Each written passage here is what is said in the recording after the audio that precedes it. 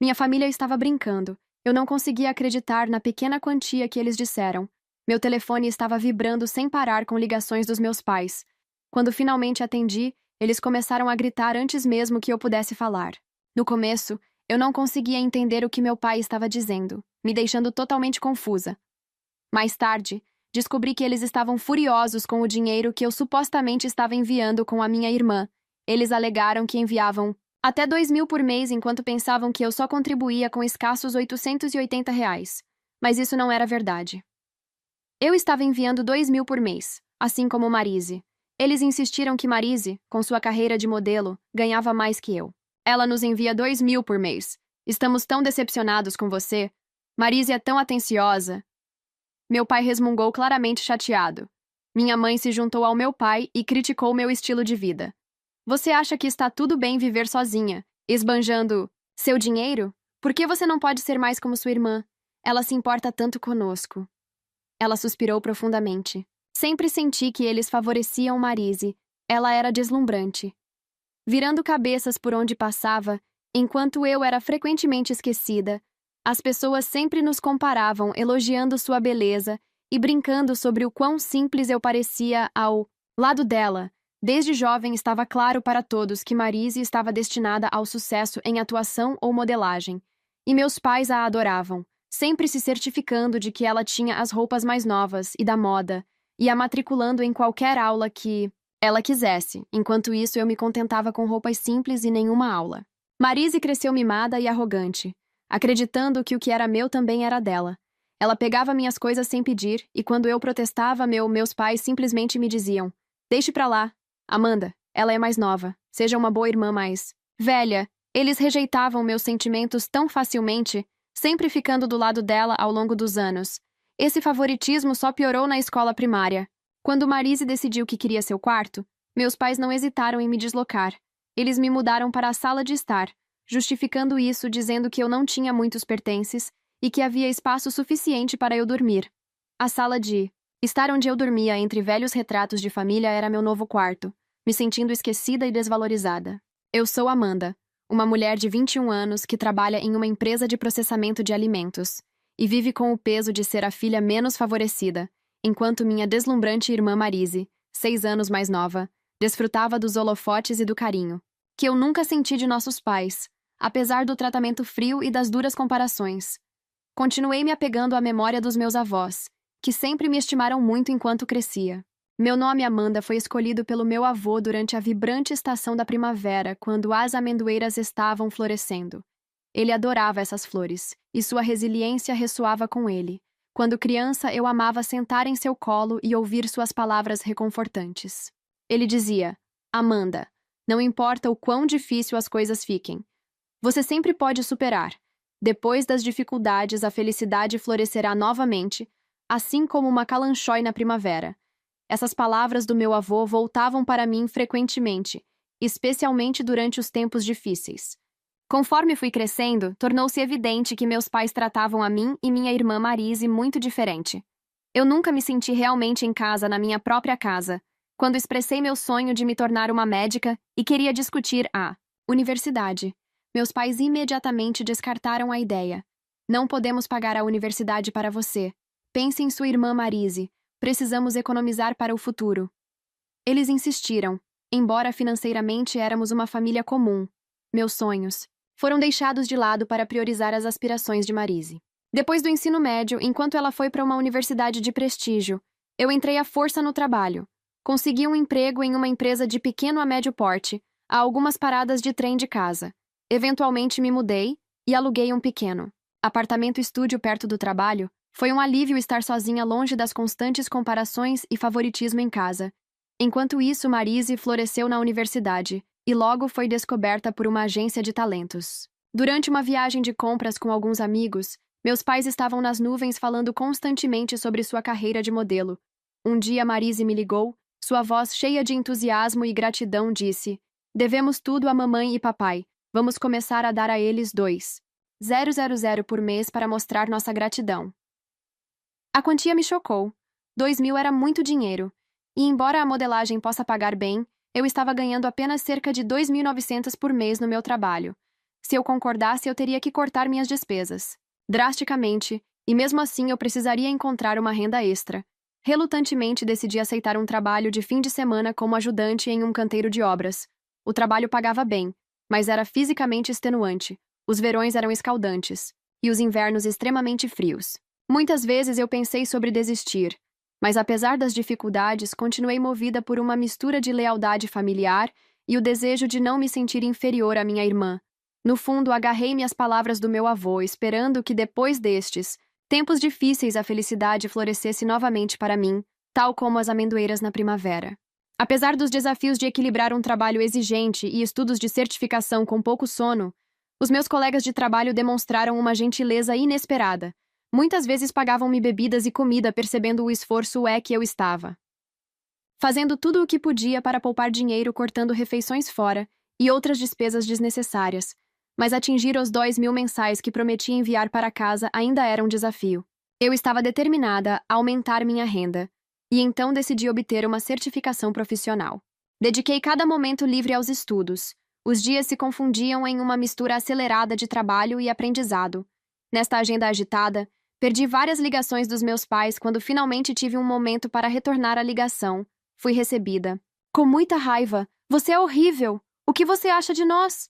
Meu pai gritou assim que atendi com a voz da minha mãe ecoando com uma concordância no fundo. Fiquei confusa e perguntei o que havia de errado. Você está falando sobre o dinheiro que eu envio? Eu não conseguia entender a raiva deles. Você sabe quanto Marisa envia? Ela está enviando 2.000 e você envia apenas 800. Você está zombando com a gente? Meu pai afirmar isso é algo impossível. Eu estou enviando 2.000 mensais. Eu respondi firmemente chocada com suas alegações. Não minta. Marise ganha mais do que você com sua modelagem. Então ela é quem nos envia 2.000 por mês. Estou realmente decepcionado com você. Marise é tão inteligente. Meu pai continuou com seu tom cheio de decepção. Minha mãe entrou na conversa criticando meu estilo de vida e me acusando de não me importar com a família. Fiquei pasma e dominado pela tristeza, incapaz de articular uma resposta. Então me ocorreu que houve um grande mal-entendido. Anteriormente, Marise sugeriu que mantivéssemos nossas contribuições. Anônimo sob o pseudônimo Arco-Íris, na época. Eu não percebi que o nome artístico de Marise era Chuva, e descobri que as transações de 800 foram registradas erroneamente sob meu nome Amanda, enquanto Marise foi creditado com as contribuições de 2.000. Antes que eu pudesse explicar a confusão, meus pais disseram que não precisavam dos meus 800 reais de zombaria e desligaram. Eu senti uma mistura de raiva e traição em relação a Marise por não esclarecer nosso acordo que me deixou sem dormir e cheio de confusão. Sem saber se deveria continuar enviando dinheiro, decidi procurar conselho da minha amiga do colégio, Sandra, que trabalhava em uma empresa de consultoria. Sandra era conhecida por sua capacidade e confiabilidade, e ela sempre dava conselhos justos. Sandra ficou surpresa quando eu pedi um encontro repentino. O que aconteceu? Ela perguntou percebendo minha expressão angustiada, enquanto nos encontrávamos para almoçar. Eu me abri sobre a situação familiar, explicando o mal-entendido sobre o dinheiro, depois de ouvir minha história. Sandra respondeu pensativamente. Seus pais estão com dificuldades financeiras.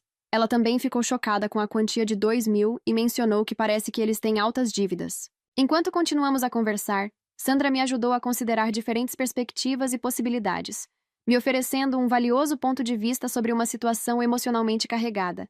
Quando minha irmã Marise sugeriu pela primeira vez que enviássemos dinheiro para nossos pais como um símbolo de nossa gratidão, conversei sobre isso com Sandra durante todo o almoço, e ela pareceu surpresa e me ofereceu uma perspectiva reconfortante. Ela diz que é dinheiro gasto com vocês. 2. Mas você nem foi para a universidade, certo? Seu pai ainda está trabalhando também. Não há necessidade de enviar 2.000 por mês. É inimaginável que eles de repente precisem de tanto dinheiro quando eles estavam vivendo muito bem até agora. As palavras faziam muito sentido, especialmente quando ela apontou que se meus pais achavam que minha contribuição era apenas de 800, talvez eu devesse seguir a dica deles e parar os pagamentos. Você é muito gentil, Amanda. Você não deveria se deixar levar, Sandra aconselhou. E suas palavras me tocaram. Eu decidi não ser tão facilmente influenciada pela pressão da família. 3 meses depois, meu telefone tocou incessantemente. Era Marise claramente brava. Ela disse, por que você não atendeu o telefone? Amanhã toda eu te ligo. E por que você parou de enviar dinheiro por conta própria? O que você estava pensando? Amanda? Ela demonstrou toda a sua frustração, evidentemente oprimida pelos seus próprios desafios de vida e lutas financeiras. Eu senti o peso de suas acusações. Eu tinha aprendido com Sandra que as chamadas contribuições financeiras de Marise eram mais sobre manter seu orgulho e os hábitos extravagantes de nossos pais do que necessidade. Sandra, que também era conhecida de um amigo meu, estava discretamente reunindo informações para mim. Ela descobriu que Marise frequentemente esbanjava em roupas e cosméticos, reclamando e reclamando com suas amigas. Minha irmã mais velha é minha fonte de renda, então eu dependo do dinheiro dela ultimamente. Tenho lutado porque não tenho dinheiro. Para minha irmã, talvez eu tenha que cortar gastos com tratamentos faciais e cosméticos por um tempo. Também veio à tona que minha mãe estava se entregando a marcas de luxo, e meu pai não estava trabalhando, mas apostando, apoiando seus estilos de vida ostensivo, com meu dinheiro arduamente ganho. E parecia absurdo. Você acha que eu não sei? Papai está trabalhando, então meu dinheiro não é necessário, certo? Eu os confrontei mais tarde. Meus pais me procuraram depois que os pagamentos mensais de 2.000 pararam. Eles finalmente conversaram com Marise que, entre lágrimas, admitiu que não estava ganhando tanto quanto dizia e que era um fardo para sua agência de modelos. Apesar de sua aparência fofa, ela não tinha talento para cantar ou dançar, o que atrapalhou seu sucesso na indústria do entretenimento. Seus shows de modelo eram esporádicos e mal pagos, muitas vezes para catálogos. Quer. A verdade sobre sua situação levou a uma mudança brusca nas atitudes dos meus pais. Temos sido rigorosos com você. Não se preocupe e continue enviando dinheiro como antes. Eles disseram sem pedir desculpas e ainda exigiram os 3 meses de pagamentos que eu havia retido. A audácia deles me surpreendeu. Eles até acrescentaram que nos preparamos para 3 meses, então, por favor, deposite quando puder. Você é importante.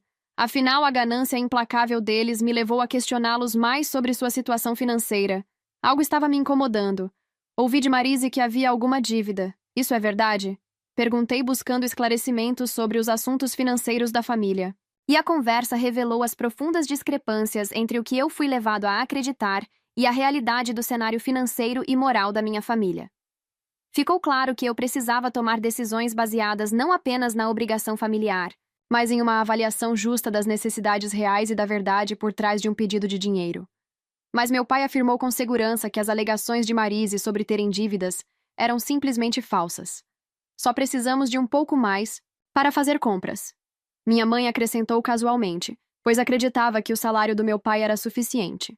E era evidente que eles estavam se saindo bem financeiramente sem precisar de nenhuma contribuição minha.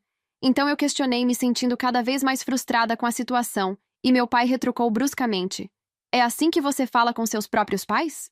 Eu não criei uma filha para agir assim." Amanda, minha mãe concordou. Não precisamos de uma filha como você, se você vai ser assim.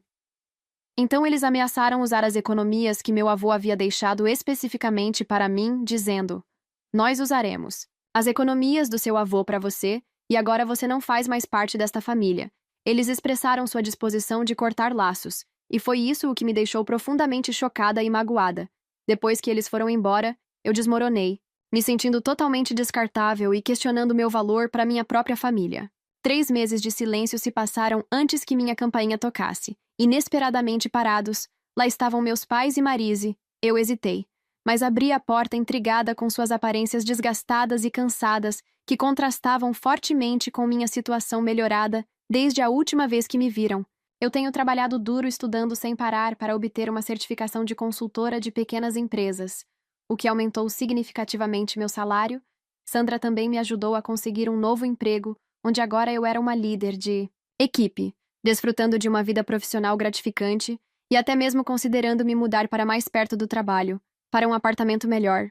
Meus pais e Marise perguntaram quase acusatoriamente, notando minhas roupas mais bonitas e aparência mais saudável: "Antes de você se entregar a tais luxos, nos dê algum dinheiro." Eles exigiram, implorando por ajuda financeira, como se tivessem direito a ela. Eles pareciam desesperados, mas sem pedir desculpas por suas demandas diretas.